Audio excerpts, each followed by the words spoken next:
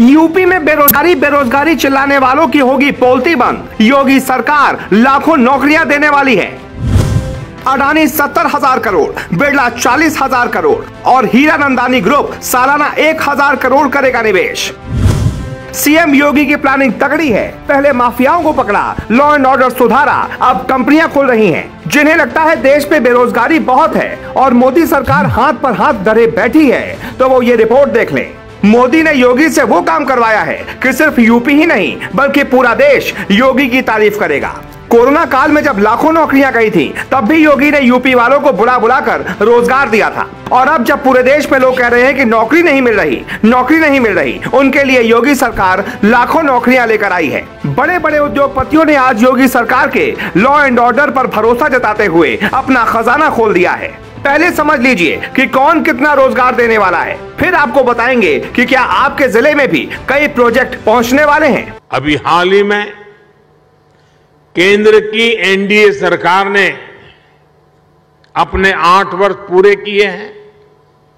इन वर्षों में हम, जैसा अभी योगी जी बता रहे थे, रिफॉर्म, परफॉर्म, ट्रांसफॉर्म के मंत्र के साथ आगे बढ़े हैं।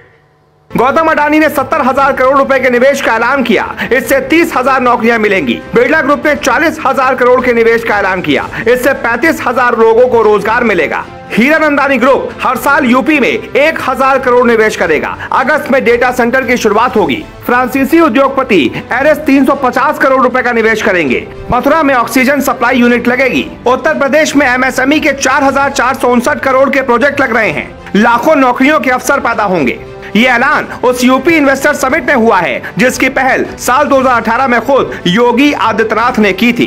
पहले साल 61,500 करोड़, 2019 में 80,000 करोड़ की परियोजनाओं का शिलान्यास हुआ था। ये इसलिए हो रहा है ताकि यूपी के किसी भी जिले में रहने वाले व्यक्ति को नौकरी के लिए पलायन न करना पड़े। अगर उसे अपने ही जिले में रोजगार मिलेगा तो वो भला दूसरी जगह क्यों जाएगा।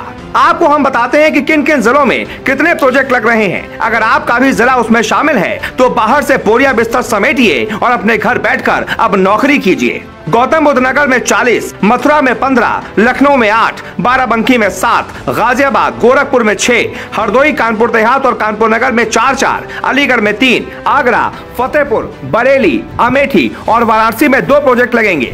इसके अलावा अयोध्या, चंदौली, इटावा, फिरोजाबाद, हाथरस, जौनपुर, लखीमपुर खीरी, मेरठ, मुरादाबाद, प्रयागराज, सहारनपुर, शाहजहांपुर और सीतापुर में एक प्रोजेक्ट लगाए जाएंगे। मतलब हर जिले में प्लांट लगेगा। और जो लोग कहते थे कि यूपी में बेरोजगारी बहुत है, उन्हें सरकारी आंकड़ा देख लेना चाहिए। ये तो अभी की बात है, लेकिन हम आपको 2 साल पहले के आंकड़े दिखाते हैं, जिसे देखकर आप समझ जाएंगे कि बाबा सिर्फ बुलडोजर ही नहीं चला रहे बल्कि प्रदेश के युवाओं को रोजगार भी दे रहे हैं। यूपी के इतिहास में योगी आदित्यनाथ ने साल 2020 में ही नौकरी देने के मामले में नया रिकॉर्ड बना लिया था।